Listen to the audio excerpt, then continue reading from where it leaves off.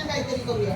आपण आज काय सर्व छान केलं. पहिलं म्हणजे इयत्ता पहिली आणि इयत्ता दुसरी आपण एकत्र आलेलो आहोत. हे लक्षात आलं तुमच्या? आपण सगळे मिळून छान काहीतरी करणार आहोत. आपल्याला रोज सकाळी उठल्यापासून आपण खूप साऱ्या गोष्टी करत असतो, बरोबर? खाली कसा बघू, कोण उभा आहे? तर आपण ज्या रोज गोष्टी करतो, सकाळी उठल्याबरोबर आपण ब्रश करतो, बरोबर? तोंड धुताना पाणी घेतो आणि पाणी तोंडावर मारतो, बरोबर? तुम्ही कधी बघितले असा ब्रश पाण्यात टाकून तो तरंगतो की फुटतो? गोल फिरून कसा येतो? वरती येतो. हलका असेल तर वरती येतो आणि जड असेल तर खाली जाऊन बसतो. आज आपण तेच बघणार आहोत. आपल्या जवळ आजूबाजूला ज्या साऱ्या गोष्टी असतात त्या साऱ्या गोष्टी पाण्यात कोणत्या वस्तू उडतात आणि पाण्यात कोणत्या वस्तू तरंगतात हे आपण पाहणार आहोत.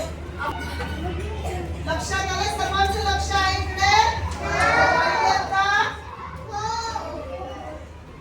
चला मग आता हे जे मोठं पसरट भांड आहे, पसरट भांड्यामध्ये मी ह्या बाटलीतलं सगळं पाणी ओतलेलं आहे. तुम्हाला दिसतंय का? नाही दिसणार, कारण काच आहे ना. हे बघा, हे पाणी दिसलं असं तुम्हाला?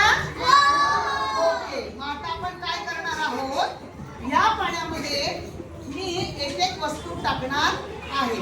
ते दिसतंय तुम्हाला? सगळ्यांना मी समोर इथं बोलावून दाखवणार आहे. आता फक्त मी तुम्हाला प्रयोग करून दाखवते, मग प्रत्यक्षात तुम्ही इथे येऊन बघणार आहात कोणत्या वस्तू तरंगल्या वरती आल्यात आणि कोणत्या वस्तू खाली गेलेल्या आहेत. लक्षात आलं सर्वांच्या? ठीक आहे बरं.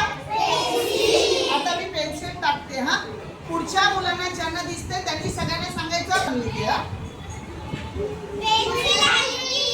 वरती राहिली आहे, मग ती तरंगली, बरोबर? हे काय आहे? बघूया काय होतंय. उडलं. ते काय झालं? उडलं. ही काय आहे बरं? साडी आहे. बघूया साडी काय होते, बघूया. उडली. ही काय आहे? उडली. व्हाईट कलर आहे. बघूया. तरंगलं.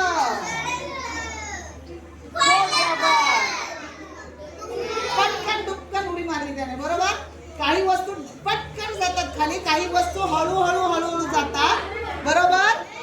आता हळूहळू कशी जाईल बघा. हा काय आहे? तो तरंगतोय. हा, तरंगत त्याच्यात पाणी शिरलं आणि आता तो बुडला, खाली गेला.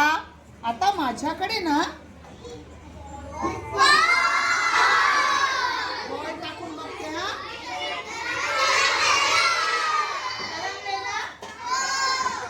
तरंगतायत ना. आता हे काय बरं? आता रुमाल मी जर असा टाकला तो पटकन बुडेल का बरं? बघा, तरंगतोय. आता तो तरंगतोय. हळूहळू थोड्या वेळाने त्याच्यात पाणी शिरायला लागलं की तो जड होणार आणि मग तो बुडणार. बुडाला. आपल्याला लक्षात आलं का? म्हणजे आपल्या रोजच्या जीवनामध्ये ज्या गोष्टी काही असतात त्या गोष्टी पाण्यासोबत त्याच्यात जो बदल आहे, पाण्याच्या बुडतात की तरंगतात हे आपण पाहिलं. आता समजा मला पोहता येत नाही, मी पाण्यात उडी मारली, काय होईल बरं? मी तरंगणार ना? मला पोहता येत नाहीये. जड वस्तू जी असते, आपलं शरीर जड आहे ना, पोहता येत नसेल तर बुडणार. अंग हलकट, बरोबर. काय सांग जरा? बरोबर. आपण अंग ठेवलं म्हणजे हात पसरवले, पाय पसरवले आणि आपण जर पाणी ढकलत राहिलो तर आपण बुडणार नाही. पण आम्ही असंच जर गेले तर डायरेक्ट कुठे जाणार? तळाशी. पाण्यात तरंगतात कसे आणि बुडतात कसे हा पुढचा जो भाग आहे तो आपण मोठे झाल्यावर शिकणार आहोत. पण आता तुम्हाला कोणत्या वस्तू तरंगतात आणि कोणत्या वस्तू बुडतात ते आवडलं ना तुम्हाला? प्रयोग घरी करून बघायचं ना? येस. आपण शाळेत कुंड्या लावलेल्या आहेत आणि त्या कुंड्यांमध्ये वेगवेगळी रोपं लावलेली आहेत. तुम्ही जर निरीक्षण केलं तर ह्या प्रत्येक झाडाची पानं जी आहेत पानं सारखी आहेत का बरं आकाराने? रंगाने सुद्धा त्यामध्ये वेगवेगळे रंग आहेत. निसर्गात अशा खूप साऱ्या गोष्टी आहेत की त्यांच्यामध्ये विविधता आहे. रंगाने, आकाराने, वजनाने काही वस्तू हलक्या, काही वस्तू रंगाने, काही वस्तू वेगवेगळ्या रंगाचा, काळा रंग, पांढरा रंग, हिरवा रंग. हिरव्या रंगात सुद्धा ही झाडं जी आहेत ती अजून वेगळ्या रंगाची आहेत. काही झाडांना हिरव्या रंगाच्या बाजूला पांढरा रंग सुद्धा आहे. काही नारंगी रंगाची पानं असतात, काही पिवळ्या रंगाची असतात. त्याला कारण का असेल बरं?